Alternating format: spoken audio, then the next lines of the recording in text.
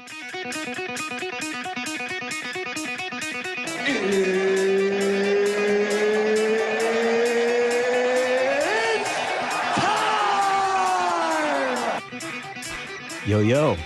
what's up, boys? Yeah. Welcome to the Flyer Vault Podcast, episode 2. Thanks for being here. I have my sidekick, Ed McMahon, to my right. You probably don't even get that reference. You got to do the yes. Do you even know who Ed McMahon is?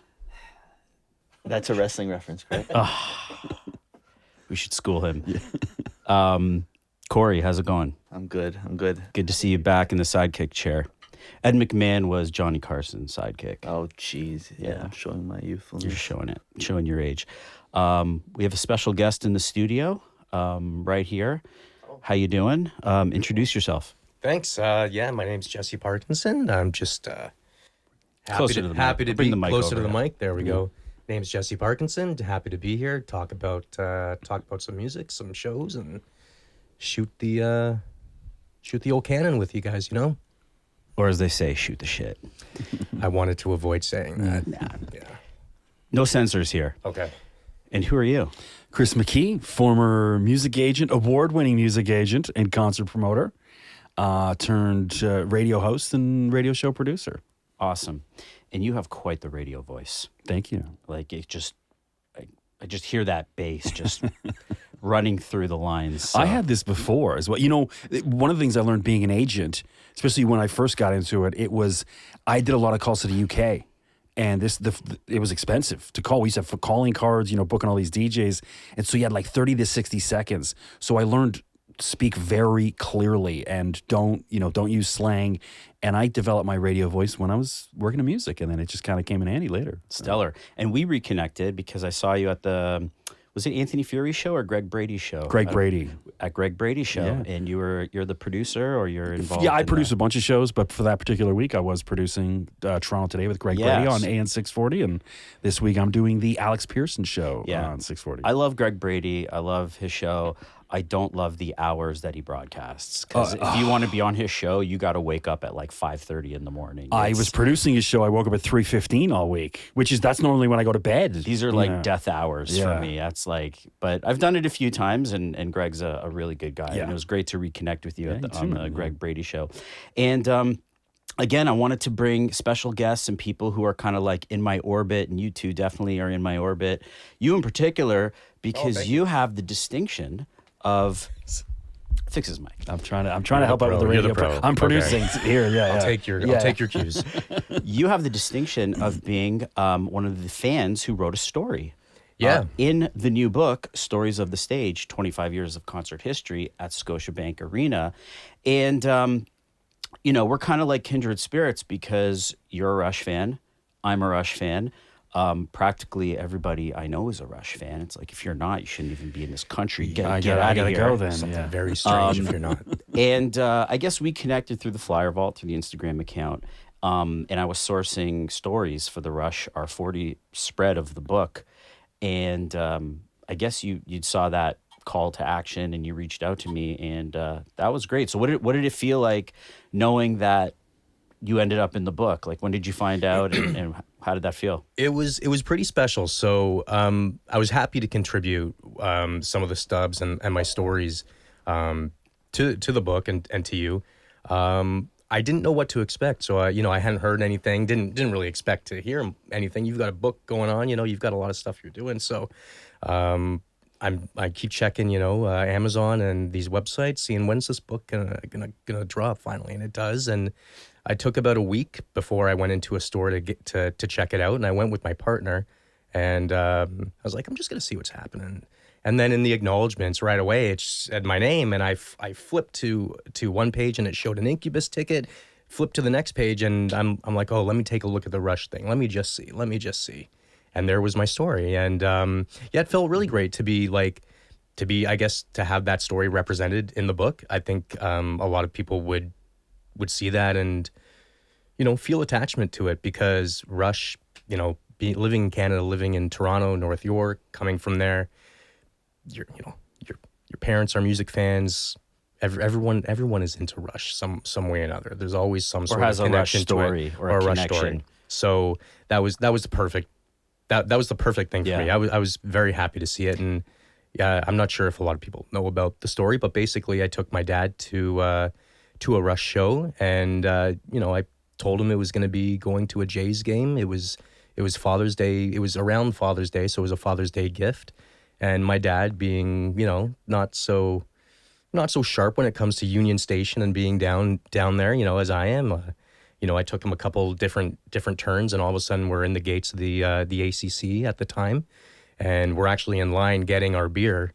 And I'm like, Dad, do you know where we are? Do you know what's going on? He's like, this is Rush, right? I'm like, yeah, we're going to Rush. And he's like, the rest was history. It was a great show. That's like the best bait and switch of all time.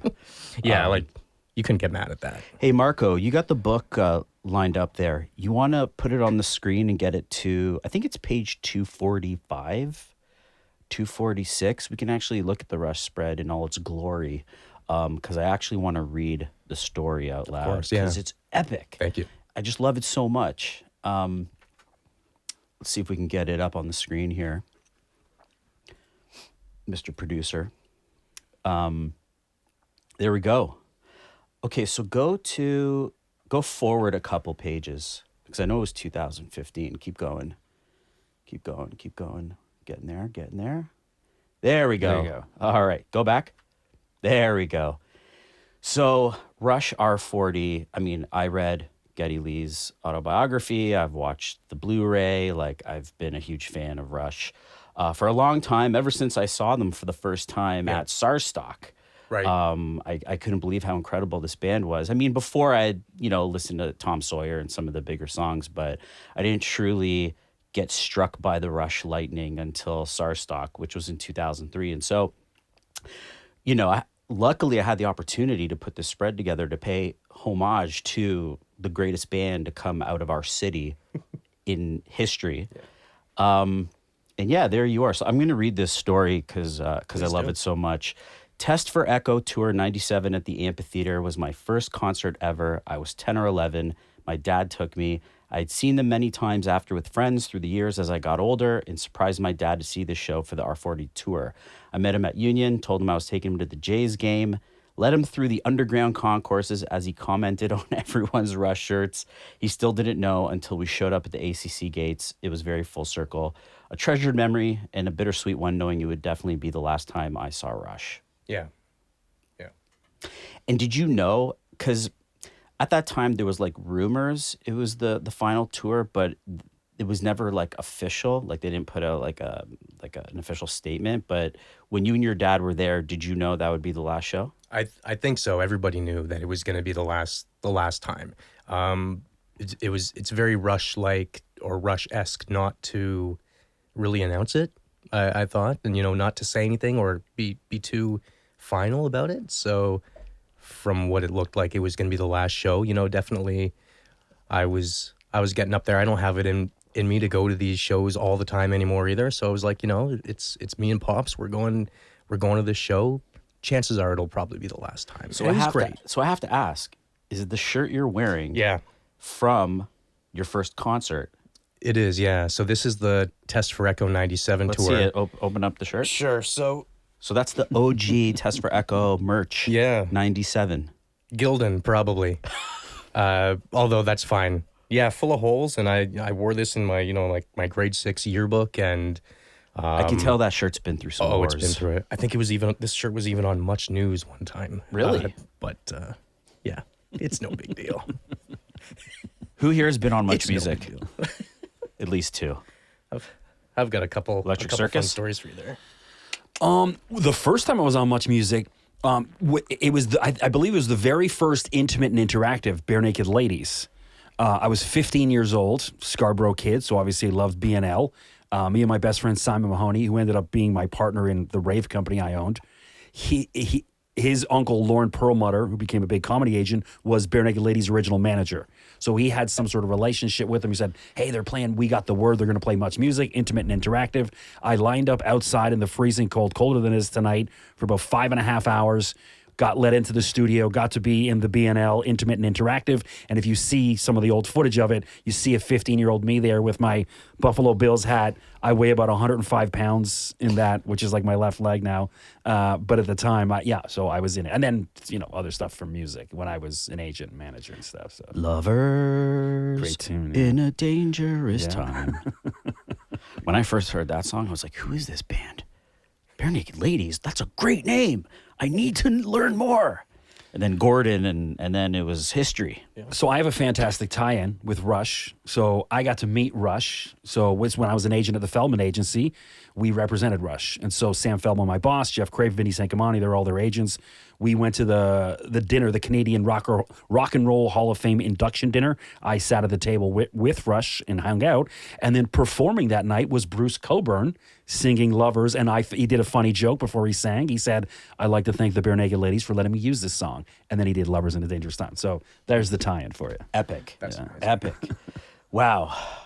Yeah, I didn't even know that was a Bruce Cockburn song for the longest time. I initially thought that was One of the original greatest BNL song. lines in a song ever. Got to kick at the darkness till it bleeds daylight. I love that song. Yeah. That line. That's just like, Yeah, that's another singer I need to see live is Bruce Cockburn. It's great. Like, at Massey Hall or something. I know he plays there a lot.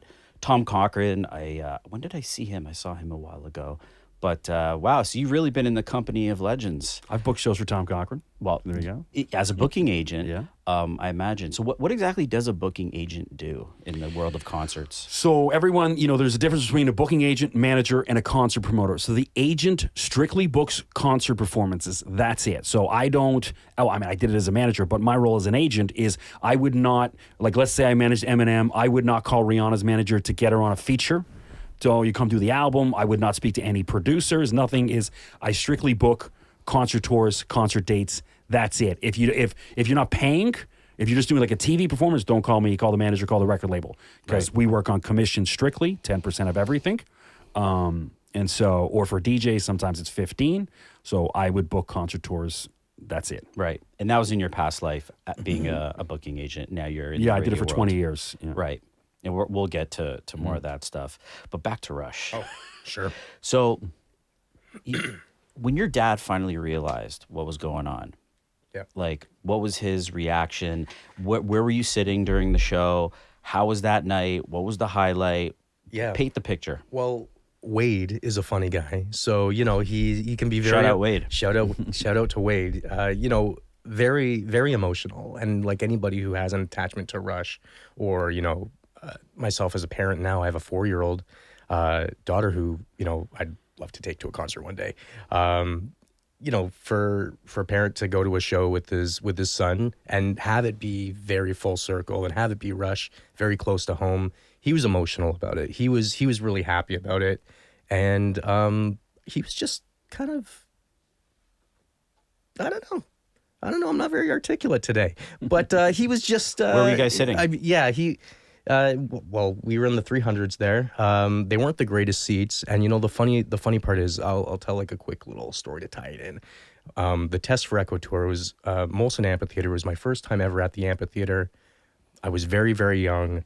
The second Rush comes on, and we're on the lawns, me and my dad and his friend. The second Rush comes on, everybody stands up, and of course I can't see anything. And there's my dad, screaming, "Just everybody sit down! My son can't see." He's got me on his. Oh, you're on his shoulders? On his shoulders. Love that. Sit down. He's saying, and at this show, I remember it was either, I think it was YYZ. Everybody kind of stood up, or at least these young kids in our section, younger kids. And there are a couple rows up, in front of us, and in our row are a couple of seniors. And it's again, full circle. Like, these kids are standing up because now they love these songs, which is so strange. And now, these older guys are telling them to sit down now. And it was.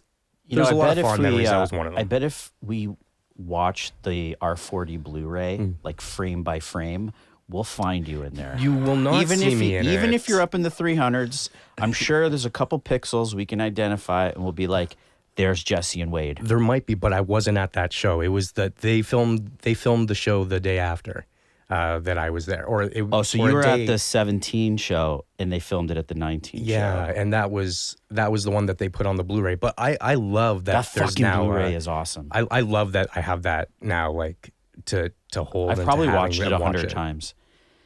It's How amazing. sick is that Neil drum solo in the Blu-ray? Oh, I've seen Neil do his drum solo like so many times, and every time it just gets better and better. He's I don't channeling get tired God. of it. He's literally channeling a force that we can't comprehend. You've seen it. You've felt it. He's the greatest. Without a doubt. If I may, very quickly, may I bestow upon you a gift, because we're talking about Neil Peart. We're talking about how he's the greatest drummer ever. Okay. Or as they say, the GOAT. The goat. He is the goat. This is just for you.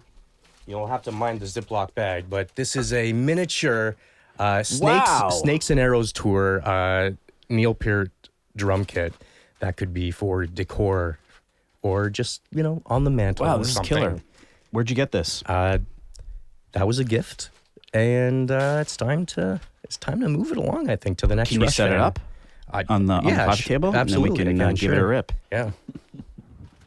Do you play drums? I don't. Anybody here play But I drums? slap the bass. So we'll bang on it. So where did you is this like Rush merch that you bought? No, or this what is something that my wife at the time got for me I think this was a birthday gift. So it's okay. Yeah, there's It's okay to let the it go. snakes and arrows. Yeah. Right there. Yeah, I don't want to waste everybody's time setting this thing up. Well, do we want to play the drums? I don't know. Okay, while we're talking, see what you can do. Okay, I'll try to keep I'll try to keep the volume down. But it would be cool to have a drum. This might be a first in the history of podcast, like setting up a drum kit. On air while we're talking. Chris, look at that guest list up there. Recognize any names? Well, Eric Lindros, of course. I wish I'd wore my glasses. I could see a little bit better. Randy Lennox. Paul McLean. Where's Randy? At the top. Oh, yeah, there's Randy. Yeah. You know, it's funny. I actually taught Randy's daughter when I was teaching at Trevis. I knew you had a Randy Lennox story. Yeah. I knew his daughter well. She's great. What did you teach her? And music marketing. Oh, okay. Because I taught at Trevis for 8 years. At Trevis, the music school. I taught 7 different courses over 8 years, and that was one of them. And and it's funny because she started, she was in my class for a couple of weeks, and I didn't, I saw the name, didn't picture it, and then she had me on Instagram, added back, and I saw him like, how are you backstage at the weekend show? And then she went, my dad, and I went, oh, for God's sakes, I figured. And then she didn't want to let the cat out of the bag because I guess she wanted to kind of, make it on her own kind of thing, but that's that. But Eric Lindros would have been the big one, I think, at that point. I just love that Eric Lindros was at R40 Rush. Yeah, this is the weird shit that I ended up finding. David Miller, the former mayor, book. Just noticed. Yeah. Whoa, I didn't even notice the that. bottom, yeah. David Miller, our old mayor, yeah. He's the guy that brought Toronto FC to Toronto. This is the hidden Toronto trivia we didn't know we needed, right? If we ever do like a Toronto Jeopardy show and you say what celebrities were at Rush R40, David Miller, Eric Lindros, Hall of Fame, who I think is in the Hall of Fame now. Is he a Hall of Famer? Should be. Yeah, Eric Lindros? He should be. Should he be? Yeah. You think so? Change the game, man. But he didn't score 500 goals. Well, injuries, right? The concussions. So it's like the what if entry into the Hall of Fame. It's like if he was healthy and he played 20 years, he would have been like unbelievable. Mm-hmm. Yeah, Lindros was there. And Randy Lennox actually, I think, just got the Order of Canada. Oh, yeah? Like this week. So he's a legend, obviously. So obviously he's on the guest list. So former president of Universal Music, for those that don't know. Yeah, I think Randy's probably one of the more powerful people in the music business for many years, and he's developed the Canadian music industry quite well. Yeah, and then he became the president of iHeart as well. Right after he left Universal, he's president of iHeart. Yeah, so he's a very accomplished man. So really good nice for him. dude. Chatted with him once or twice. Yeah, maybe nice one day guy. we'll have him up in here and I can show him the guest list directly. Hey, there you are. You're in my book. Yeah, so that's pretty awesome. Hey, Marco, can we go to the next page here? Let's see what else we got. Okay, so I'm pretty sure this is from the first night, Jesse. Okay, if it was, I would have been all. So why don't the way you up find here. yourself Where are you? Point to you. Right there. There you are, right under. in that other row with all the other old guys telling the youngsters to sit down during Limelight. I can't see. My back's hurting. It was. They said something like, "If you're gonna stand, buy the seats closer to the floor." Okay. Are most people seated over there? That's kind of surprising to me. Like, Yeah, sitting at a up in the concert. 300s at a Rush show. So Corey's a people do concert sit. photographer. Yeah. And so I want you to analyze this photo, Corey, from the concert photographer perspective. It's So this definitely is from the pit. this is a Tom Pandy special. He's at the Barricade. Yeah, absolutely. I imagine the show is either about to start or it's Probably in flight. very early, yeah. Because you're usually in the pit for the first 3 songs. That's the But if you general look rule. at the faces here, it's like some people are on a different planet. Like they're already just Yeah, they're going. definitely seeing Something's some going part of on. the production, yeah. But then other people are like elsewhere, like mentally and They're emotionally. telling and- some kind of secret over here. But that's a pretty wild picture, eh? Look at that dude with the devil horns. And I wonder what they were projecting. Do you remember? Like, type of Depending visuals they had? no, I mean, depending on the song, but no, they had the coolest thing is at the end they start to project or have like their high school. It's almost like a high school dance that they're playing at Oh, with wow. like what is it, like one amp, one bass amp, one amp Yeah. sitting on a chair, with like a little disco ball. So I don't know, perhaps it's that. And that's what made this show so cool was the stage design. Yeah. How like it mimicked like the evolution of Rush in reverse. So it's like you start with like, all this like bells and whistles and massive amp stacks and the washing machines and all the turkey rotisseries. The rotisseries, yeah. They all go that. through all the eras, yeah. And then they like go back in time to when it was just like a guitar and an amp. Yeah. In a high school gymnasium. Yeah, they strip it down. They do the rotisserie, the washing machines, the time machines, all the steampunk stuff, all the little quirks, and then I think there was an intermission, and then when they come out, it's a huge just wall of Marshall stacks or whatever, and then slowly they're bringing them down as they get deeper into the catalog of their earliest stuff. The Dirk stacks. Yeah. I was at Henderson Brewery last summer, and there was like an exhibit of all the pieces from this tour, and if you go right up, it says like Dirk right on all the amp stacks. Yeah. 'Cause that's Geddy's name, His nickname, or Dirk McDirk or something. But I love that comment right there by Brendan Malloy. I was there, got puked on by the guy behind me during subdivisions, gave me $20. I guess that's the going rate for vomit. Have you ever been puked on or pissed on at a concert? no, but I did puke at Scotiabank Arena. Tell me about it. Well, it wasn't that great. I was there with my daughter watching the Marlies, and something hit me. The Toronto Marlies? The Toronto Marlies. You puked at a hockey game? Puked at a Marlies game, yeah. And there was a lovely like hockey parent that was beside me as I was with my daughter the whole time. She's, just keeping her entertained and stuff too. And it was What was it, we had just some like great a rogue hot dog you ate, or? I don't know. We had just great rapport, and then at the end of the day, I looked at her and I had my popcorn bag and I gave her it's happening, and she knew what was happening, and I never saw her again, and I felt so bad because she felt so gracious, how kind she was to my daughter the whole time. Yeah. Can I tell the Gilbert Gottfried vomit joke? You may. Oh, okay. You can do that while I open up I saw another him can a week of before Rush he Lager. passed. Oh, no way. And it was pretty special. So Go for it. The drunk guy in the bar and, pukes all over himself, and he tells the bartender, "My wife's gonna kill me." So the bartender goes, "Look, relax. You take a $10 bill, put it in your front pocket, go home, tell your wife that some other guy puked on you and gave you $10 to get the shirt clean." And he's like, "Oh, that's a good idea. I'll try it." So he goes home. Wife say, "Hey, you look drunk." He says, "So I was at the bar. Some guy puked on me, and he gave me this money to get my shirt cleaned." And she's like, "Well, he gave you $20, not just 10." And he goes, "I forgot to tell you, he also shit in my pants." That was going through my head as soon as he's talking about the guy puking on me. I have a puke and a piss story separate. Go. I was at... It's now or never. I wish I could remember what show it was. I think it was a rap artist named Nux from the UK. I was at Velvet Underground shooting it. So I'm in the washroom at the urinal. I have my camera slinged around my back, and a guy just puked on the floor, and he hit my shoes and part of my camera. Ugh. It was horrible. Did he say sorry? He was very apologetic. His friends were more apologetic than him. He was out of it. Did he tuck $10 in your shirt? No, now I know that it's going right for puke. I gotta hunt him down. And then I won't drop my buddy's name, but we were at the Kanye Yeezus tour, and he got so wasted he went to go use the washroom and ended up pissing in the hallway of the arena and got escorted out. I was gonna say that. He got kicked out like this, like. That's the fast track to get kicked out of Scotiabank. Yeah, and we're like, pissing in the concourse. where the hell is he? And it was the blizzard when the ice storm happened. He's out there in the cold. He didn't wait for us. He went home without us. My buddy got pissed on at Iron Maiden. At Welcome to the Backstage. Pissed On Chronicles here. I was eating an ice cream.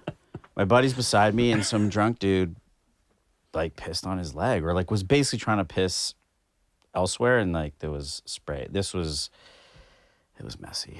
But it was a Maiden show, so it's kind of par for the course, right? This went sideways quickly. It's like if you go to any rock and roll show, you have to have expectations. There's a very good chance you could get puked on, pissed on, beer sprayed on you, someone pushing into you. Just Maybe like punched shit in a that mosh happens. pit. Right? Yeah, man. Let's go to the next photo, Marco, because this spread deserves wow. It looks exactly like it. It's fantastic. This is one of the greatest concert photos I've ever seen. And when I first saw it, when I was putting this book together, I got chills. I got goosebumps. And this is, again, another Tom Pandy special. And when I first saw this picture, I couldn't believe the detail of the kit. You know, you look at the kit, like the lighting, the skulls, the R40 insignia in the kick drum. It's just perfect.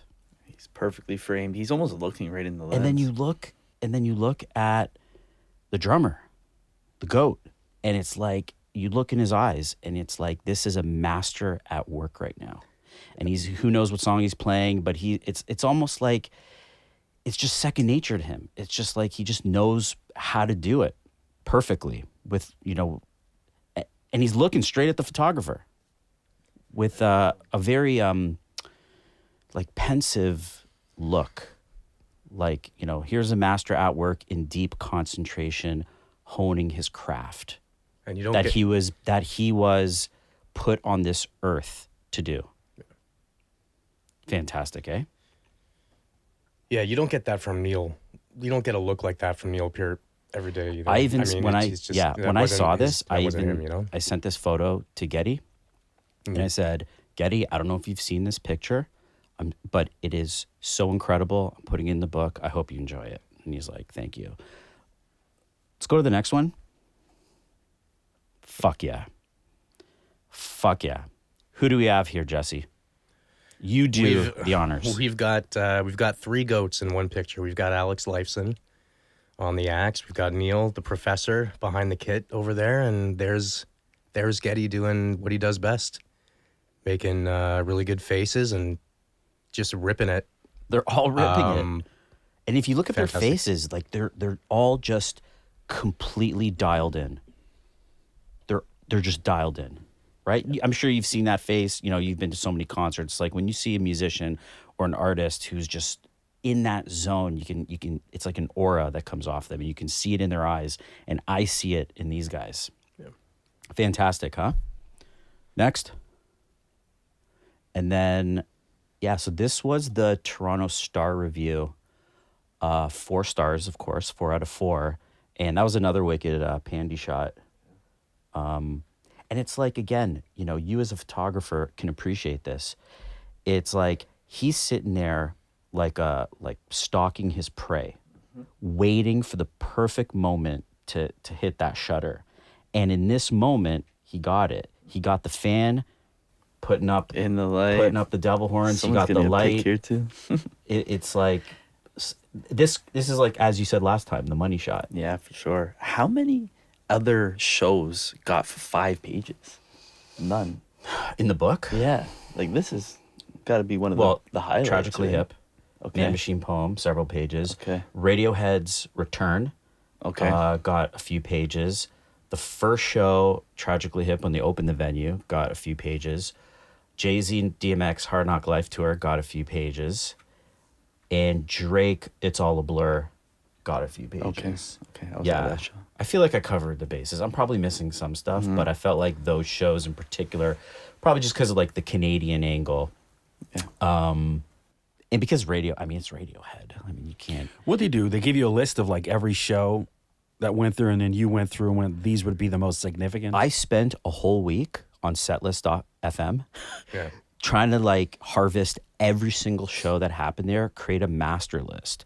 And then what I did is I took that master list and I cross-referenced it with their master list, combined them, and each of them plugged holes, right? Because even they didn't like, it's 25 years, through time, you lose track of things. And so their master list had a lot of omissions that I was able to plug in. And so that forms the basis of the chronology in the book, where we have the listing of every show that ever happened at Air Canada Centre, Scotiabank Arena. Now, do you have any memorable shows that you either promoted there or enjoyed as a fan at that venue?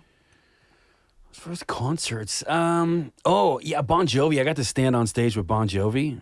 You were on stage with Bon Jovi? Yeah. How'd that happen? At the time, this is when I had my own agency. I had an office at Front and Church on Colburn Street, which is not far around the corner from the ACC. My good friend Greg Stewart, who worked at Universal Music at the time, messaged me and was like, "You want to go to Bon Jovi with me tonight?" He goes, "I got to go interview Richie Sambora." I was like, "Cool, yeah, let's roll." So he goes, "I'll come to your office. We'll walk down." And he goes, "Well, just stand on the side of the stage." And I was like, I thought it'd be a traditional where there's a curtain and you're kind of off stage. There was no curtain. We were like on the stage, like just off to the right. And this is pre-show. No, the show's going on. Oh. That's what I was like. And then, for the first minute, you're like, yeah, this is cool. You know what I mean? And then it gets really uncomfortable because you're like, I should probably be dancing or something because I'm kind of on stage. And I was like, let's go. Let's go up to the seat. So I hung out for about 5 minutes just to be like, I stood on stage for Bon Jovi. And then we went in the seats. So the one thing that amazed me about that show was it was, really, it was all women. Like me and my buddy Greg were probably part of the 3% of the dudes that were at the ACC that night.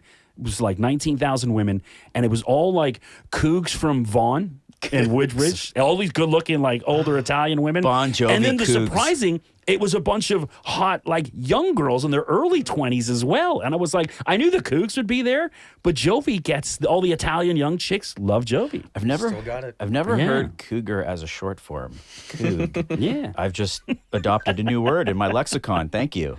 And then a special thing I got to do last week, because I do play-by-play. I'm the play-by-play voice for the Raptors 905, the Toronto Raptors minor league team, I guess. Yep. And normally they play out of the Paramount Fine Food Center in Mississauga.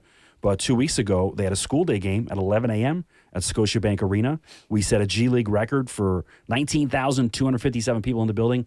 And I was doing the play-by-play. So that was kind of a buzz. 19,000 for G League? That's almost sold out. It was sold out. It was all kids, all the school kids. It was the loudest thing I've ever heard because the kids don't know. So it was literally a 40-point blowout by the 905. And there's 90 seconds left. They're still screaming like Jordan Knight from New Kids on the Block is on stage. It was deafeningly loud. You're really dating yourself. Yeah, there. it was the loudest thing I've been to Scotiabank many times. It was the loudest thing I've ever heard. What's the difference between G League and D League? No, it's just renamed. So that Gatorade sponsors it now. Oh, so it so used they to be the changed it. Development League. Right. Then Gatorade sponsors it, so it's the G League. Right. Wow. I've never been to a. It's been the G League for about 5 or 6 years. I've never now. been to a Raps 905 game. It's good basketball. So this is the development league for the big leagues? Yeah. basically? So that day, because we played the game at Scotiabank, the Raptors sent down, I think, 4 or 5 of their main guys. Jameson Battle, Jonathan Mobo. Kelly Olynyk played that day? Not that day, no. Oh, okay. Kelly wouldn't. He's got a contract that wouldn't allow him to do that. But yeah, there was like 5 of them. Jamal Shedd, a bunch of the main guys all played in that game, so it was pretty good. Ball talk. Yeah, there you go. You're a baller? Yeah, I'm an NBA fan for sure. Yeah, you are. Look at your MJ shirt. I do play-by-play for basketball, so I can't believe you were on the stage with Bon Jovi. yeah, it was a buzz. Damn right, that's a buzz. Yeah. He's in the book too. Hey Marco, there's a Bon Jovi picture. Where is it? Maybe if you scroll back a bit, go back a few pages until you see Bon Jovi, and then just land on it. I know he's in here somewhere. 20 times he's played at Scotiabank. 20 times, yeah. 20 record. no artist has played more at ACC SBA than Bon Jovi. This would have been There he is. 2006 or 7 when I went to the one, somewhere around there. Yeah. Yeah, and there he is in the groove, doing his thing. He was living on a prayer, and that prayer got answered. So, so I'm a straight man, Dan, but he's pretty. I stood next to him. He's like, because he's got the makeup on, like, and he's short. Like, he looks like a hot chick.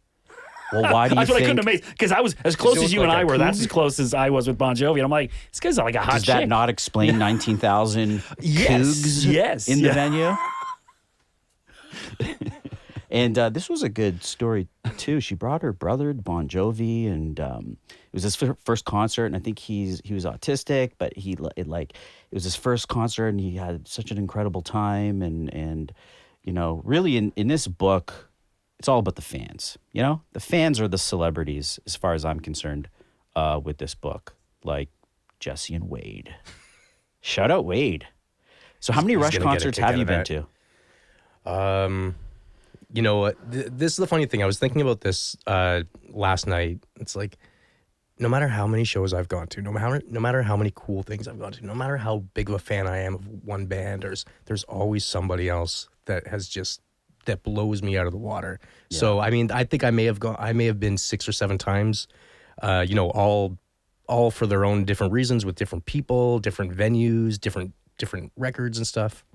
And do you feel that all these Rush concerts that you experienced as you were growing up, starting from the young age of 10, like influenced and shaped you into the person you are today? It would have to.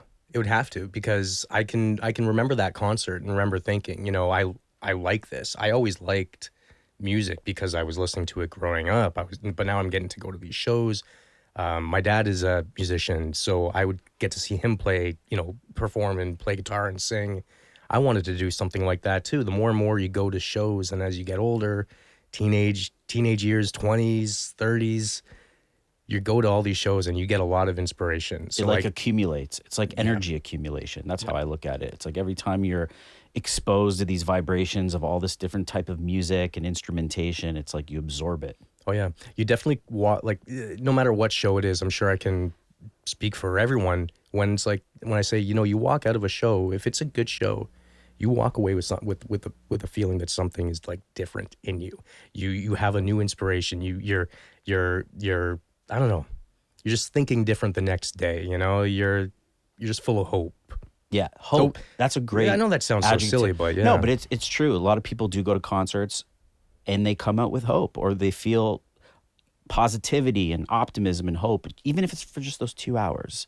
And I think that's why people love live music, right? It's like an oasis for our minds. Going back to you, I have something very special to show you that you probably are aware of, but something that I had to bring since since we're giving gifts, right? But this is not really a gift, but I'm still gonna bring it up. Hold on one second here. I love the Play to Record bag. Yeah. Shout out Play to Record. Yeah. Eugene's a legend. I'm sure you have a Eugene story. You all do. Where is it here? What do you think of that? Was that Raekwon? I can't even say it's Ghostface. Sorry, I don't have my glasses on. Here, yeah. Take a look. Tell me what you're looking at. Sweet. So Ghostface Killa, he's got a Team Canada hockey jersey on with the big hawk, that kind of, what do you call that decal thing he's got on his wrist? Do you remember that magazine? Pound magazine? Pound magazine. Of course. Wow. This is like late 90s, early 2000s. That's, I think, 2002 or 2003. Yeah. Swollen Members in here. I used to represent them. Are you a rap man? You like rap? Not particularly, yeah. but I had my days. I did, yeah. When you were in your rap era, who were you listening to? It was it was all that new metal stuff too at the same time. So it was, it was Eminem, Dre, Snoop, and then it was Limp Bizkit and all this other stuff. It was silly. It was crappy garbage, but it was good. Fun. It was good. And I know that you like Limp Bizkit. I know that you went to see that show, and major FOMO watching your stories, by the way. Yeah, that was an amazing show. Ironically, when he was yelling, "Give me something to break," I didn't realize my left knee would be the thing that we were I walked out of there. I tore my meniscus that night because I'm no spring chicken anymore, and I should be up in the lawns, not in the mosh pit. But you only live once. Have you listened to the new Snoop Dre? The Missionary? Album? No, not yet. I saw him. Snoop performed a song at the Video Game Awards last week. Sounded pretty good. I was surprised. That album kind of came out of nowhere. Like, it came out of nowhere, and Sting and Tom Petty are on it. oh wow, Tom Petty? Yeah, wow. like so. Must I don't have know the whole recorded it a while story. ago. It's in the podosphere, but there's some story where Tom Petty wanted Snoop to cover Mary Jane, and they found some like old vocals of Tom, and the estate said to Snoop and Dre, go for it. This would be the best sort of posthumous collab ever, and Snoop does a rap version of Last Dance with Mary Jane with Tom on the vocals.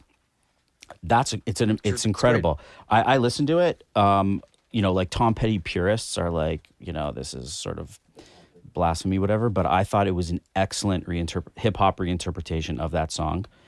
And then he did a hip hop remix of "Walking on the Moon," and Sting is on it. Wow. So that's if you guys haven't listened to it, that's your homework. Sure. Is check out the new Snoop and Dre album, be happy to and at listen to least that. listen to those two songs. I really like them. But going back to Ghostface Killah, where's the other thing I brought? Oh, okay. What can you tell us about life on the road with the Wu-Tang Clan? Chris McKee. Well, that's my book. This is That's your what I book. can tell you about it. This dude's also an author. Fantastic. So it's basically a chronology of my 12 years as the booking agent and tour manager for most of the Wu-Tang Clan. So it kind of tells a bunch of stories, what it's like being on the road with the Wu-Tang, a little peek inside, a little peek behind the curtain, and it's also a teaching tool. I try to explain to people what the music business is. So, you asked me earlier, what does an agent do? I kind of explain that. I explain the different roles between what a manager does versus an agent and a concert promoter, and just kind of how the music industry works, as well as weaving in stories of what it's like to be on the road with the Wu-Tang Clan. This is an incredible read. Thank you. And I don't know if it's still in print or not. Yeah, go Amazon. Yeah. I think I read this in the early days of COVID because, we had nothing to do but, kill time. And I'd found out just on a whim, I guess probably from you, that you'd wrote a book about being on the road with Ghostface. And when I read this, it was like the theater of the absurd. It was like you're telling stories that it was like you were a babysitter, basically, is what I felt like. It's like you're dealing with these sort of like self-entitled rappers, many of whom are past their best before date, and you have to basically babysit them and schlep them on this cross-country tour, make sure the money's safe, make sure everybody gets paid, and then make sure everybody gets home in one piece. Tell us about that, because that must have been an unbelievable experience, so much so that you wrote a book about it. Yeah, well, it's organized chaos. Like every single night, it is just absolute chaos. And it was funny because of that. So the backdrop of that is, I weave in a whole bunch of different stories with different members of the Wu-Tang Clan, but the backdrop was this tour I put together in 2011 for Ghostface Killah all across Canada. He hadn't been to Canada in about 15, 16 years, wasn't allowed in because of his criminal record. I hired an immigration lawyer, one of the best immigration lawyers in the country. Shout out to Barbara Caruso. And it was about a 2-year process for legal-wise in order to try to get him in. So there was this, once it was announced that he was coming and it was all set, there was a huge buzz. So and keep in mind, I've booked tours for EDM DJs, rock bands, rappers, all of it. In my 20 years as an agent, I've never had more demands for press and media than when that Ghostface tour was announced. It was like everyone, Globe and Mail, every rap blog, every major newspaper in every city in Canada. It was really overwhelming. Because Ghostface had been banned from Canada essentially for a long period of time. And he was, for that period of time, arguably the hottest solo artist from Wu-Tang. He had a pretty prolific run from 96 to maybe 2010, where he put out a lot of really good albums. Supreme Clientele. That's my favorite. Yeah. Pretty Tony, Bulletproof Wallets, like Iron Man, of course. But he could never get up here because he had priors. He had criminal convictions, right? I have his full criminal record, still the paperwork for that at home. It's about 16, 17 pages long. Okay, so this is probably a good time for me to really step up my Nardwuar game because I brought something else. Well, we did an interview with Nardwuar on that tour, but anyways, go ahead. Okay, I'm going to channel my inner Nardwuar. So, as you know, I used to work with REMG, Jonathan Ramos, Jeff Bramman, everybody.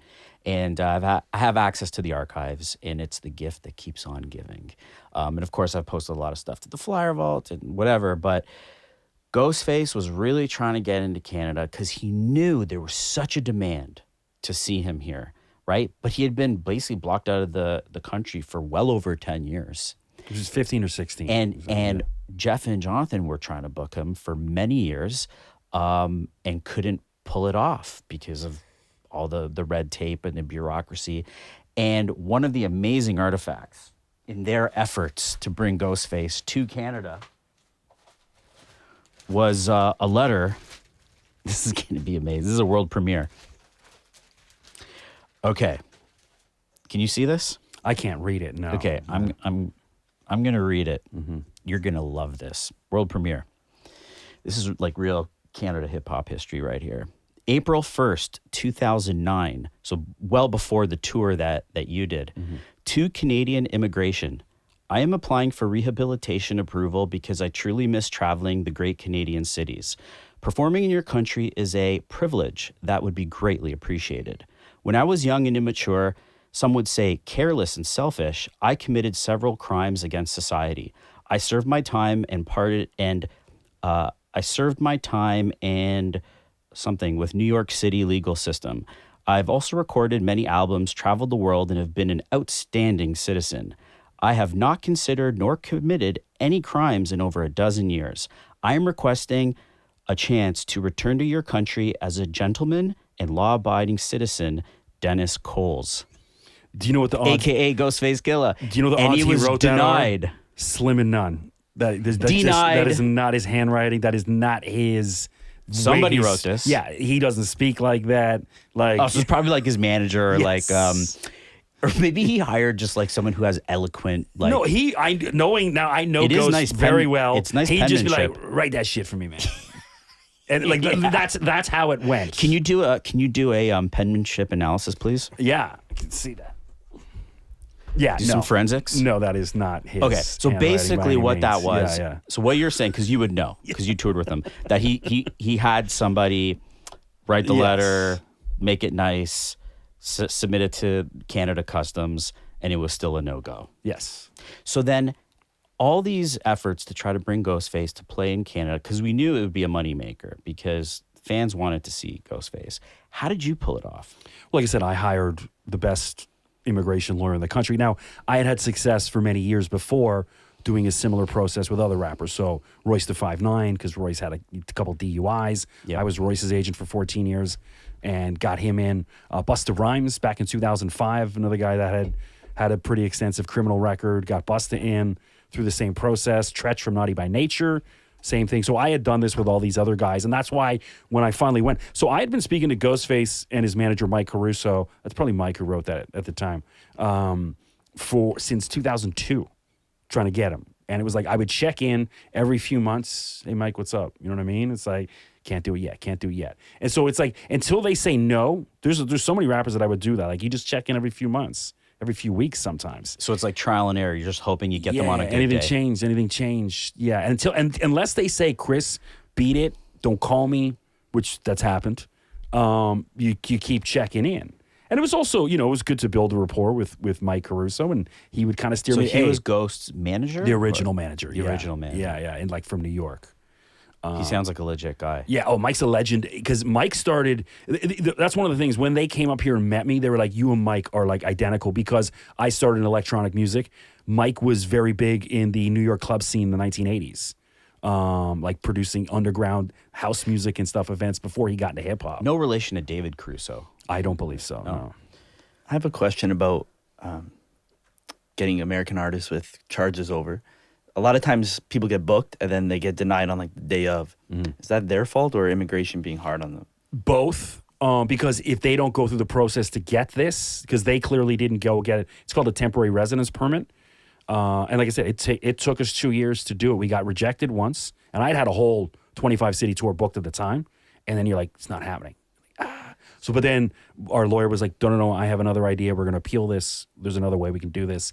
But then that took another 6-7 months, and then finally came about. Sometimes shows get booked thinking it's all good, like you did with that 25 By city. mostly amateurs. But do you think the game's changed? Because this is like... Well, you don't need a work permit anymore. It seems a bit easier. Okay, there you go. Oh, you don't? Yeah, now you still, if you're a criminal, you still need a temporary residence work permit. But you don't, you even like if you were a law-abiding citizen from the 1990s, I think 2014, I believe they got rid of it, where they washed work permits. Oh, it was so a only cash if you grab. have a charge, you need the... Yeah, so it used to be a cash. So it used to be $150 per person. That's all it was. It's like, so it's just the government. Hey, how can we ding? So even, and it was the same thing if you're an actor. So if Matthew McConaughey was filming a movie, he'd have to pay that $150, whether you're an actor, movie, whatever. And then if you were a large group, I believe it was $300 or $400. Then they changed it briefly to $150 per person, no matter what. So let's say the the Sydney Philharmonic Orchestra was coming here to do a show. All 60-something people had to pay $150. And then that was obviously destroying the concert industry. So then there was a lot of pushback, and they got it. And then they eventually just washed the whole Makes thing. sense. Yeah. And then Seems a lot Drake easier. solved everything because Drake runs the border. Yeah, he's Is that how Lil Wayne got in? Or I don't know who else. Because Lil Wayne was obviously has a big rap sheet. I know what happens with him is he's got his plane. They fly in through Pearson, zero security, no checks, no nothing.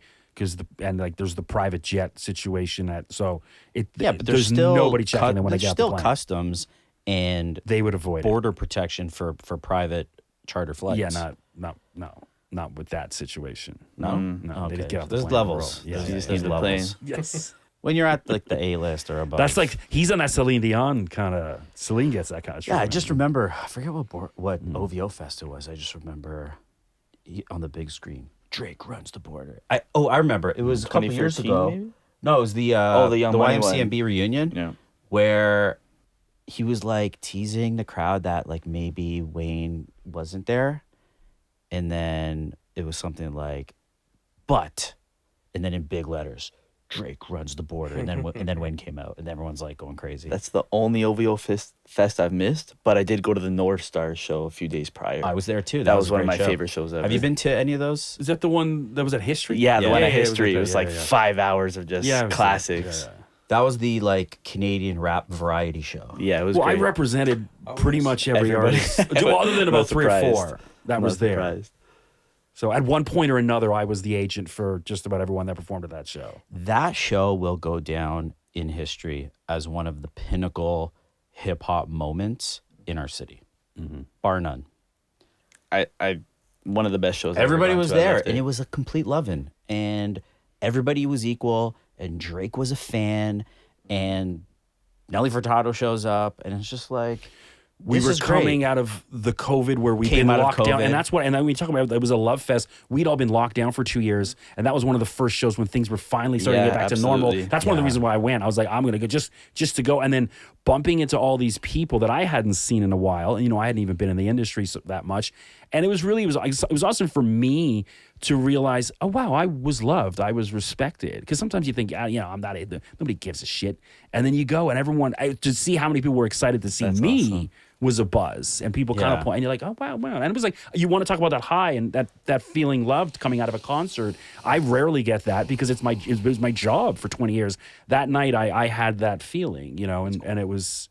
That's the one was tough special. thing about working in the industry is that you can become jaded and like lose your your fandom, right? And I'm sure that's happened to you. It's like when you're on the working side of it or the business side of it, it can lose its luster. That's why I got out of the business. Like I'm having I had epiphanies where you're like, one of them was with Ghostface on the road. I'm like, I don't want to do this anymore. I remember being in Quebec City with Ghostface Killer going, I'm too good for this job. I'm too good for these people. I can do something better. That's pretty elitist of you. No, I believe in myself. You got it. If you want to get to that kind of level, you have to have some sort of arrogance and ego. Well, they must have been pissing on you all tour if you were. This is the end of it, right? I've been on the road with them up to this point for 5 or 6 weeks. So, And it's been a while since I read the book, but I think one of my takeaways was they were pushing your patience to the max. Yeah. The one thing I do remember, because, passage of time, you forget a lot of the details. But one thing I do remember from reading your book was some story about an oxygen tank. And like Ghostface at the last minute demanded an oxygen tank, or like he wouldn't go on stage In or something. every city in Canada. And then you actually procured it and he didn't even use it. Not once. So I would lose my shit if so that. If I had was already dealing brought with that. him in 2011, and then in 2013 we brought him back with Chic Luch. He was doing a Woo Block thing because they had that album coming out, and so I guess he'd just been to Europe and went to one of those like oxygen bars. The oxygen bar. Remember that? And he felt great, and he did, and that's what. So he then this tour had already been booked for 3-4 months, and then like 3 or 4 days before the tour, yo Chris, I need these oxygen tanks. And I'm like, what? Like, what do you like you? And I try to explain This is to him. before the tour or on tour? No. This is like 3 days before the tour. So all the contracts are negotiated. Riders have been signed, sealed, and delivered. Everything. I need more stuff. And this is You should have said the rider is on a change freeze. It's locked. That doesn't mean anything to them. Yeah. Not when you're dealing with Wu-Tang. No. So get me the oxygen tanks. So I'm like, okay, and I'm like, I've never had that request before, so I start looking into it. Where do you get oxygen tanks from? I'm calling every hospital and like, keep in mind, we're not just playing Toronto, Ottawa, or Montreal. We're playing Red Deer and Whistler and Fernie, BC, and all these, Ghostface played Fernie, BC. Yeah, the northern bar in Fernie was great. So random. And so we're calling all these places, and so literally, and I'm getting all these concerts. And keep in mind, the guys I'm selling these shows to in Calgary and Edmonton, they're experienced concert promoters. They're running concerts anywhere from 2 to 7 nights a week, and they don't. And one night it might be hip hop, the next night it might be rock and roll, the next night jazz, and they don't. I'm not getting an oxygen tank. I'm like, you damn well get an oxygen tank. So let's say on that tour, 23, 24 cities, about 18 or 19 of them got the oxygen tank. And every single night, the oxygen tank was there in the dressing room, never used it once. So finally we're on, we started in like Montreal, we go all the way out. Finally we go to, I think we're in like Fernie or Nelson. It was in one of the interior of the BC. And I'm like, I grabbed him. I'm like, sit down and suck on this fucking oxygen because the amount of work I used to get it. Sounds like you needed the oxygen. Yeah, and he did it. And then he was like, after he goes, I feel a little lightheaded. And I'm like... yeah. So this is all from an experience he had at some oxygen bar in Europe, and he's like, "I need this shit." And people wonder, I was like, "Why'd you get out of the music That's business?" the biggest scam, by the way. These oxygen yeah. bars, like you get what you're breathing in normal air is the perfect amount of oxygen. I tried to tell him, I'm like, "You're going to BC. It could be the cleanest air in the world. There's people in China that pay for bottled Canadian air, and you need to breathe something better." Like, wow. But the logic is I there is imagine no the logic. phone calls you were making to the promoters, like, "Hey man, I hate to do this." Oh, that's exactly how it went. But Yeah. Ghost wants oxygen tanks, and they're probably like, "Well, we live in Fernie, BC. Yeah. Stick your head out the window. Yeah. Go to the forest and like start huffing." That's exactly how it went. And it's soul sucking, like, for me to make those phone calls. So were you dealing with that kind of bullshit all through the tour with these guys? Yeah, every night. What's another story of some just stupidity you were dealing with? Oh, well, the previous tour, so we had the Ghostface, like 2 years, working and Ghostface done. Then he realized how big it is. Then he calls me up and says, "I'm going to bring a special guest on tour with me. I'm going to bring Chic Luch." I said, "That sounds great. That's wonderful." He's like, "What can you do?" I said, "Well, I tell you what, I'll call up and I'll make sure they get you an extra hotel room every night." You know what I mean? It's like for Chic. And it's like, so what, most of the sort And a per diem. Yeah, whatever. And at that point, it's sold out. No one's really kicking and screaming about an extra $250 or so. Yeah. Cool. Chic Luch is coming. Oh, that sounds cool. That'll be great. Can we promote it? Yeah. Done. But then they get there, and then after the first night of the tour, they're like, "All right, where's Chic's money?" I'm like, "What?" Like, no, he's your special guest. This is, no. And then they're kicking and screaming, "We're not going on stage unless you get Chic money." And I'm like, "I'm not getting you." So at this point, I've never even spoke to Chic Luch. So I got to go sit in the back of the tour bus and go, "Look, I'm not paying you on any night of this tour." So he's in a rage. They want to fight. And da-da-da. Once I try to explain it, I'm like, "No, you're supposed to be the special guest. Ghostface is paying you." So then what they do, after I realized I sit with Chic, he's a great dude. We ended up becoming, there's very few rappers I would say I was friends with. Chic's one of the guys I became friends with. And I ended up every single night on the tour pulling the promoter side. As soon as I get to the club, here's the deal. I need like an extra $1,500, $2,500 from you, depending on who button I know I could push. And every night, right? Hey man, I need So you have to squeeze some $1,500. Like, I'm not giving it to you. Okay, we're not going on stage. And then it's like, I'll give you $800. And that's common in the rap game. Every night. In like, yeah. in, you know, the rap promoting world, that shit happened a lot, especially in the 90s. Like, first off, you don't even know if the rappers who are on the flyer are going to show up. Number two, if they're coming from Staten Island or New Jersey or Brooklyn, wherever they're coming from, you could easily get shaken down for an extra, you know, 1 or 2 racks or whatever it is. And I had to do that every single night. And people, concert promoters and club owners that I had good relationships with, some of them I liked.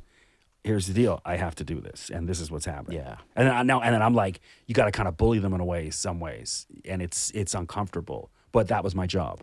The Silverback Gorilla.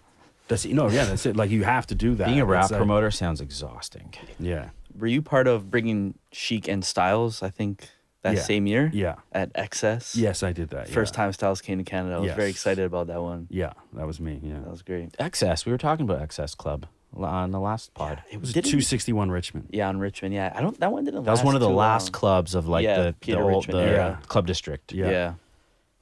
And then they had a side part of the club called Club Orem.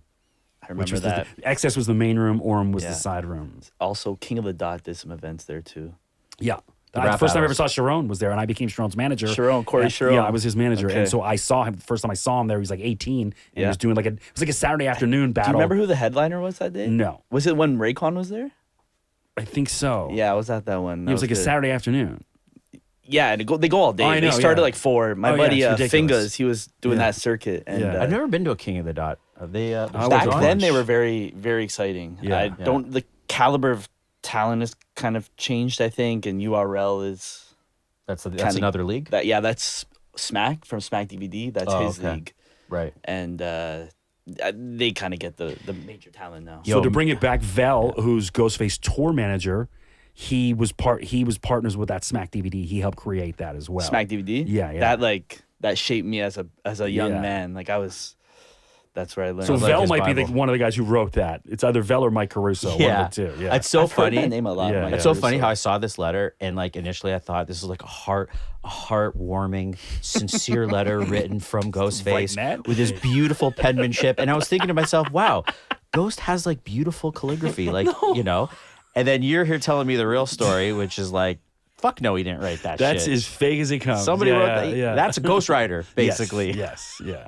So tell me some highlights from that tour. Do you have any like moments that were amazing, you know, either with Ghost or being in crowds, or what would be the highlight of that The Toronto comeback show tour? was a buzz for me personally because, you know, when you work in the music business, and that's one of the things I'm kind of proud of with my career is think about how many people get into the music business and then they're gone in 2 or 3 years. Yeah. Right?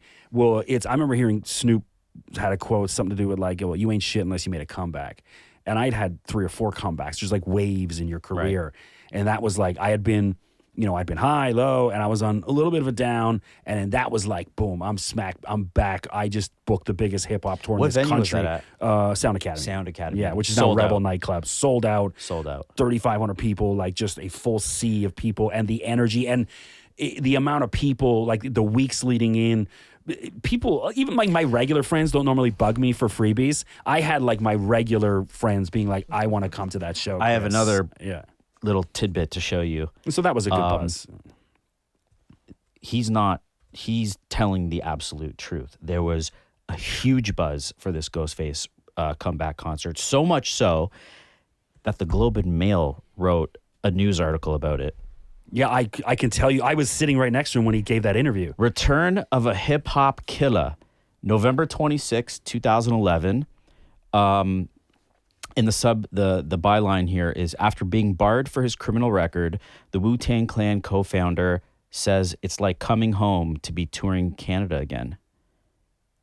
So when he was giving this interview, you were there? Well, I set it up, and I was driving my car. He was sitting right next to me, shotgun. It's the best story. Tell it. So in order to get those temporary residence permit, It's a 2-year legal battle. What we did was get an advance, so that way there was no, hey, we're going to pull up to the border and you got to go home, because that's happened to me before with other tours. We're like, we're not doing that.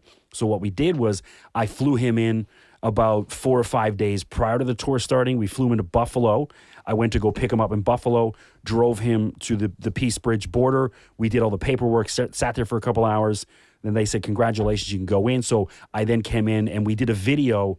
I made a video of him on the Canadian side of the Niagara Falls to show people he's in. And anyone in Canada would know the difference between the Canadian and American side, just to show. I wanted to show all the promoters. Proof of life. Show all the promoters. And that video helped me get more bookings. Anyways, we go to the Keg for lunch. On the way back, I'm driving him back to the airport. And they're like, Ghost's tour manager, Val, was with him because he had to get one too for his criminal record. He's like, pull over, this girl's coming to meet me. And I'm like, what girl? Like, you haven't been to Canada in 16 years? Yeah, I know this girl. So she gets in the car with us. I'm like, who are you? She's like, I'm from Stony Creek. I met Val at a show somewhere in the U.S. I'm like, okay. So she's coming with us. He didn't tell me why or what she was there for. Whatever. Anyway, she's in the car with us. We're pulling up to the border to go up, and we're just having regular conversations. We got our passports ready. You know, when you're sitting in line, we pull up right to the front, hand the passport. The guy looks in at Ghostface, and he's like, "Oh, no way! I'm a huge fan." He goes, "The border guy said that?" Yeah. He goes, "I hate to break it to you, but I'm really sorry about what's about to happen to you." And I was like, "What's about to happen to me?" And as I was finishing that sentence, seven U.S. Armed Forces machine guns pointed at us, surrounded. They're on the megaphone with the "put your hands outside the window, drop the keys, turn the ignition," like the full do not, you know what I mean? So we get pulled out of the car at machine gun, marched like hands behind your head. Oh, and I shit. remember it was me and Val were laughing our asses off because Ghost's pants kept falling down. He got no belt on. So his pants were literally behind it, like down to his knees, because we're walking with our hands behind. Trying to like visualize this. And we're does getting not look good. walked into the and we're like, we're here legally, and we're coming back to we're coming back to the U.S. and then yada yada yada. We go, we sit for about an hour. They kind of talk to them once they realize, oh, they've got the permits and whatever. Right. You're good to go. So then we get in the car. I'm like, and that Globe and Mail guy was calling me. I'm like, not right now. Give me. I'll let you know when we're done, and I'll call you back. So once we're done, we get in the car. Hand goes my phone. He's doing the interview, on my phone. That woman is still in the back car with Val. Next thing you know, I see her feet up, like on the back of. He's got her feet up on my headrest and Ghost's headrest, and Val's got her hand. Like, I'm like, what the fuck's going on? So turns out, next thing you know, he pulls out a plastic bag, and literally, I splash. Like, while Ghost is doing that interview, I get the splash. She had stuffed weed up This her. is the most fucked up story. Yes, I've ever she had heard. stuffed weed up her thing because he wanted to smoke a joint before he got back on the So plane. they were trying to smuggle weed into No, Canada and through Ghost her. doesn't smoke. Ghost does not smoke weed. It was Right. Vel, his manager, was like, I needed a spliff before I got back on the plane because that's like an hour. I got to wait an hour. I can't wait an hour. And this is the first time I'm meeting them in person. I spoke to Ghost on the phone like 100 times in the lead up. But literally this woman's juice is on my face. Her legs are up and he's in the back. And then they're like, Val's having a hard time. And then he's like, yo, Chris, man, see if you can get your hand. You got smaller hands than me. And I was like, I'm not putting meanwhile, this is the conversation I'm having with Val while that interview is going on. That story just Was it a phone deteriorated interview? to the gutter. And So so you're saying, then- hold on. So everything Yeah. you've just described was happening While as this interview in the with Globe the and Mail. Globe and Mail was Yes, happening Yes. On my cell phone. on your cell phone. My BlackBerry at the time, yeah. So it's basically a mini miracle that this article even got published. Yeah. And that's what it's like, and that's what people don't understand. It's just these minor things, the absurdity of it all. And that goes on every single day. And it's hard to explain. So then the worst part is me and Val have a smoke. And, I drop him back to Buffalo Airport so they can get back to New York City. I have to bring this woman from Stony Creek back across the airport, with the border with me. I don't even know who she is. And at this point, I'm a little buzzed and I'm, sometimes you get high and you're awkward and I don't know who this woman is. And I'm trying to make She's small from talk. Stony Creek. Yeah. That I do know. I'm trying to make small talk with her. So, and meanwhile, I just saw How do you anything and know everything so? of this woman. Pants off, everything in my car, and now Sounds like a nightmare. Now I'm making small talk with her, and me like I'm not trying to hit on her because there's no way I'm following these dudes. You know what I'm saying? But here's Yeah. the bottom line. The bottom line is you got Ghostface into Canada safely and securely. You got him to the venue on time, and you got him on stage, and he ripped it for the Toronto audience for the first time in, let's do the math here, 2011, and I don't think I think his last performance in Toronto before 2011 was probably at it was either Industry or it was at 11 Polson, 95, 96. So we're talking about 15 years, a good 15 years where Ghostface was AWOL in Canada while he's putting out this incredible output of new music. But he can't come here. No promoter can get him here. And so, it's like what they say. It's like absence creates, creates like the want of something. Like it creates attraction. Absence makes the heart grow fonder. That's how, thank you. That was what I was trying to say. And so 15 years of Ghost not being here, and then boom, you get him to the stage, 3,500 people at Sound Academy. And then that kicked off the tour. No, that was or was that the end of the fourth tour? night? No, we started in Montreal. Right. And that show was outstanding. So there's also a great story behind that too. So we were playing at Club Soda. That was the first night of the tour. Club Soda, I love that place. Yeah, it's a great venue. For those that don't know it, like Toronto people, it's like Opera House, a little bit bigger, but kind of a similar vibe. The stage is like that venue, big, with that big high, like 40-foot ceiling kind of thing, and there's like fans all like in rows that kind of almost come on top of the stage. It's really a buzz. Yeah. So the company that was promoting that show in Montreal was called Escape. There's two guys, a guy named Sabe, who's a French guy, and his partner, Dutch, Matthew Garner. So I had done shows with these guys for years. We had a bunch of other hip-hop shows, and that was the first night. 2 weeks before this show's about to happen with Ghostface, sold out Montreal. Sabe calls me and says, I've got some bad news. Dutch has been killed. And we're like, oh my God, what's like? So, yada, yada. After condolences, is this show still happening? Yes, we're going to do it as a tribute to Dutch. And can you prepare Ghost to know that we're going to do this moment? And so what happened to Dutch? And Dutch was a friend of mine. I'd hung out with him. He was a great dude. But and I write about this in the book where in Montreal it's a little different. There's the music industry and there's in the streets. But in Montreal they're very intertwined. Right. You can separate yourself in Toronto and other cities. In Montreal you can't. And so 2 weeks before the show, some guys broke into Dutch's apartment.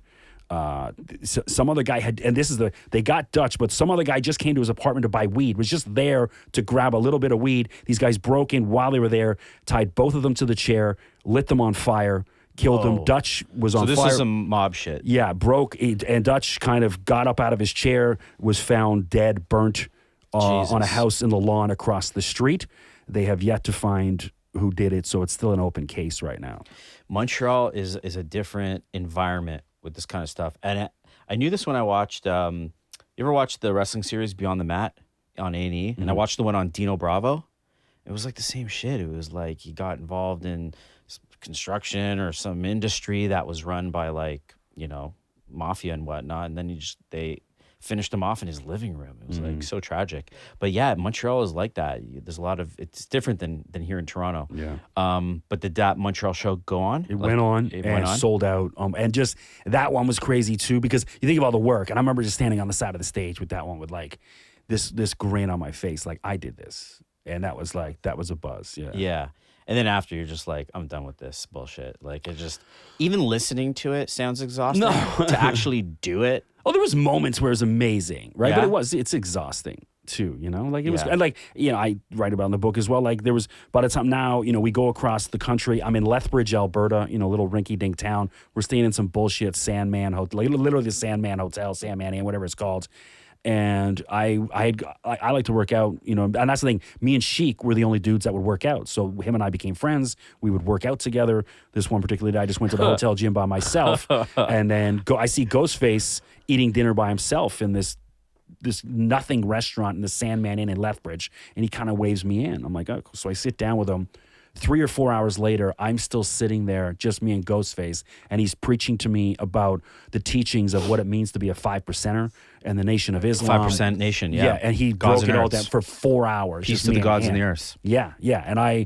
And he explained to me about my place in the universe and my meaning, and it was like, it wasn't just like talking, it was one of the deepest conversations I've ever had. When I was a kid, I was calling all my friends, peace, God, what up, God?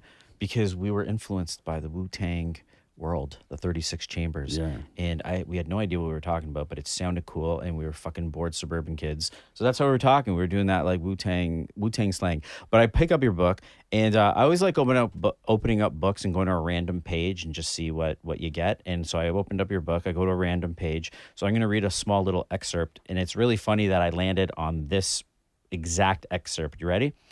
When I walked back to the venue and into the green room, Ghostface was all hooked up to the oxygen machine in search of clean air.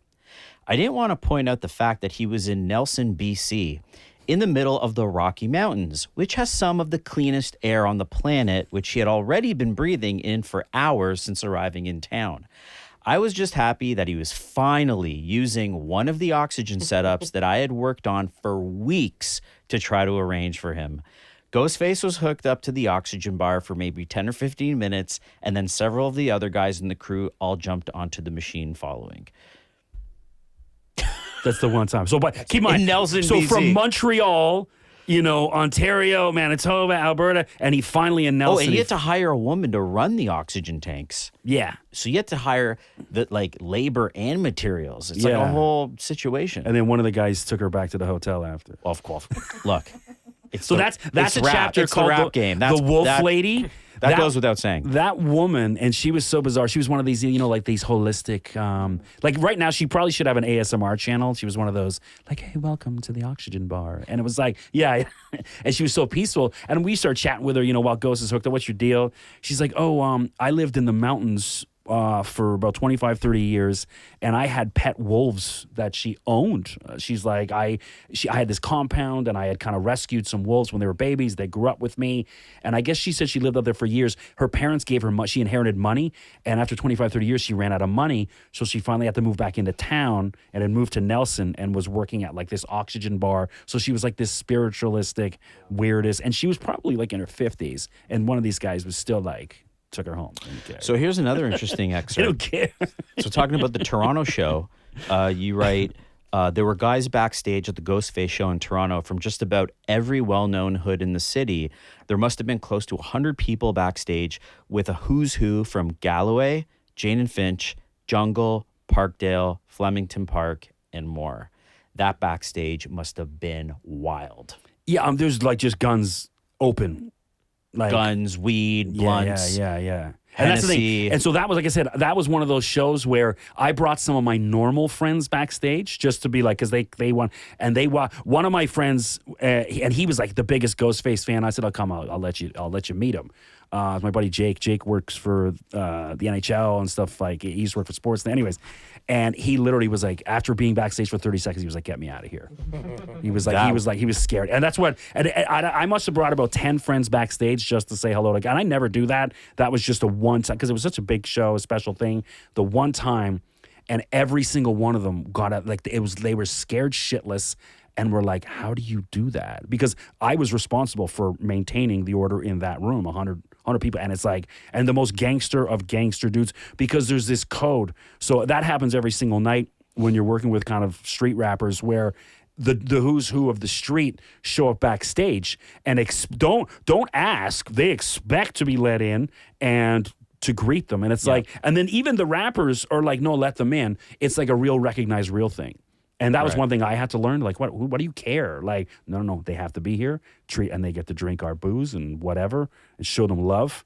And then it comes to a certain point where I got to clear out the room, and I'm the one that's got to go. You got to get the hell out. Entourage management. Yes, that's something that like you don't really have to worry about that in like rock and roll or like other genres, but in hip hop, it's like managing the entourage because there's always going to be like 10 or 15 more people showing up at the door.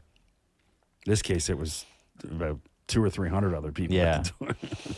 So that tattoo is pretty insane. Can you please talk about that tattoo on your bicep right there? So it's a Wu-Tang tattoo, and I am certified Wu-Tang. I know I don't look the part, but I am certified Wu-Tang. So one of the first nights on tour, we started in Montreal, then we're in Ottawa. We did 2 nights in Ottawa because the club was a little smaller. And I'm sitting in my hotel room, and Vel, Ghost's manager, and who's it? Trife to God's one of their hype man, and Killer Priest. They come pound on my door because we're all in the hotel room. It's like, it's kids. It's like when you're in your hockey tournament, when you're kids and everyone, you're just knocking on hotel room doors. That's what it's like when you're on tour. Because especially there's like 15, 6 of us, and most of us are on this. Other Ghost was always on a different floor, sometimes a different hotel. because he wanted suites and stuff. We're all on the same floor, so people just knock on doors. So I just come back from the gym, had a little workout. So I'm sitting in my room, my shirt off, and they come in and they start making fun of all my other tattoos. Look at this ghetto motherfucker, you know what I mean? And then they're like, "Where's your Wu-Tang tattoo?" I'm like, "Oh, yeah, funny." Yeah. I'm like, they're like, "No, here's the deal, get one." I'm like, "No, I'm not getting." Like, if you make it through this entire tour for the next 4 or 5 weeks of this, and we don't kill you, you're getting a Wu-Tang tattoo. So it's like, all right. So by the time we got out to Vancouver, they're like, "Yo, Chris, when are we getting the tat? When are we getting the tat?" And I was like, so I'd booked the whole tour. And then because people knew he was in Canada, more promoters wanted him like late. So we ended up booking more dates back in Quebec and Ontario. So we almost did like another leg. And the final night of the tour, after about 5-6 weeks, was in London, Ontario. So I brought one of my friends who's a tattoo artist from Toronto. I'm like, "Hey, you want to come down to London? We're going to do some tattoos for the Wu-Tang guys. I'll get you a hotel room and parties, like, and then I'll pay." So they demanded that you get a Wu-Tang tattoo to show your allegiance. Yes. Once you've successfully completed the tour. Yes. And you were a man of your word at the Hilton, and you did it. Yeah. What is it? The Hilton in right in downtown London, Ontario, right across from the London Music Hall. I got this. I want to get that on Marco. Can we get the tat on camera? Like, really? Can you maybe show it to that camera? Really, I want people to get a good view. You don't hide of my it. horrible other tattoo. I want people to get a good view of that tat because that's a well done Wu-Tang logo. Well, they wanted me to get it red in the inside, like the Canada, but we just didn't have the time because we had the show that night. And then Ghost DJ got a like Canada flag tattoo. There was like 3 or 4 of us. Val, his tour manager. Yeah. Yeah. There we go. There it I'll is. Turn it that way. There we go. Yeah, that's a pretty good. Yeah. It's as authentic as it gets. Geometrically correct Wu-Tang logo. I can draw those like blindfolded. Yeah. When I was younger in high school, all I would do is draw those the Wu-Tang sign. So my guy Daryl Hart did it. Shout out to Daryl. Are those Wu-Tang lyrics on your arm? No, it's a quote from Jerry Maguire. It's not show friends, it's show business. Right. So it was a reminder that every time I pick up a pen and sign a contract, because when you work in the music industry, people get lost. You know, when I was talking about those waves in your career, because when you have those waves and when you go down and you think those people are your friends and you realize they're not your friends. They wanted the free tickets. Right. They want to be around you because you have access to certain things. And I learned that as a young man. You know, when they call them energy vampires. Yeah. And so I kind of learned that. And that was just like, and then I remember seeing the movie Jerry Maguire.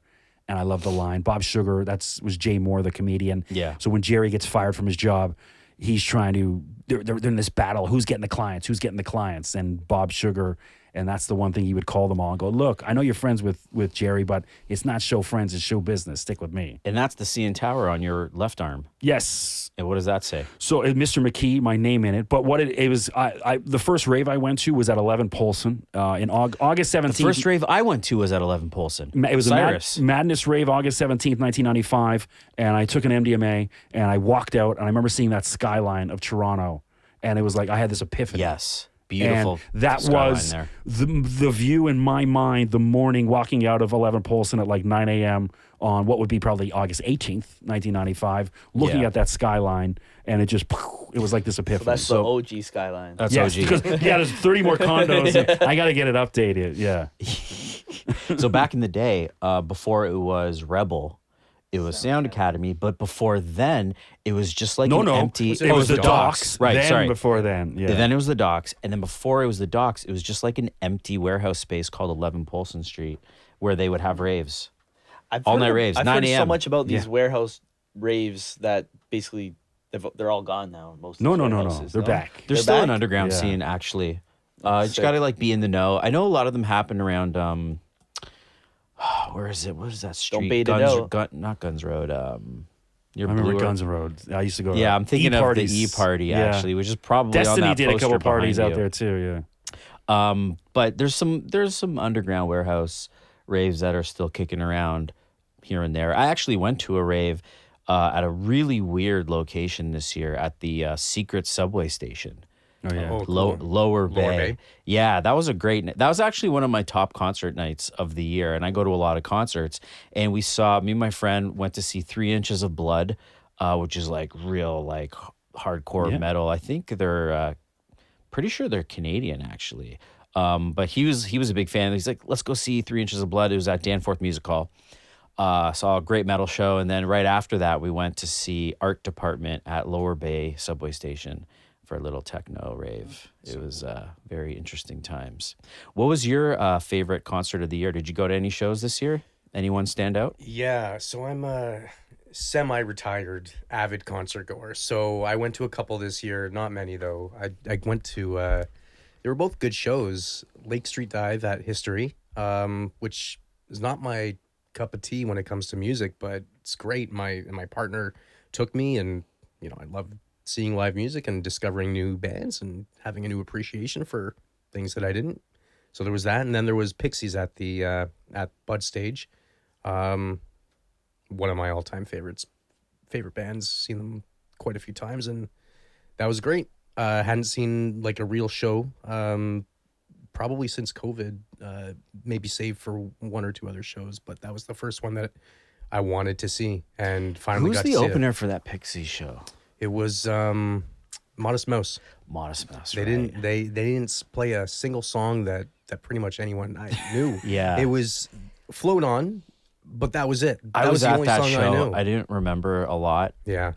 But yeah, it's all coming back. Modest Mouse. It was an okay show. I'm not a huge Pixies fan. I got free tickets, but Fair, did you like it?